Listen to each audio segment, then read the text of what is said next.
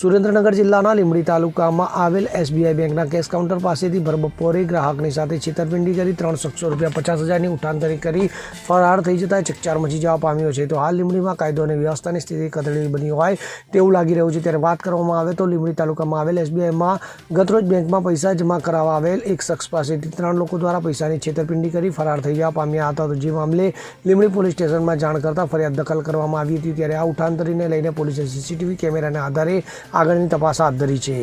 કલ્પેશ વાઢેર સાથે CN24 news Surendranagar. હવે જુઓ દેશ દુનિયાની તમામ ખબરો તમારી આંગળીના ટેરવે।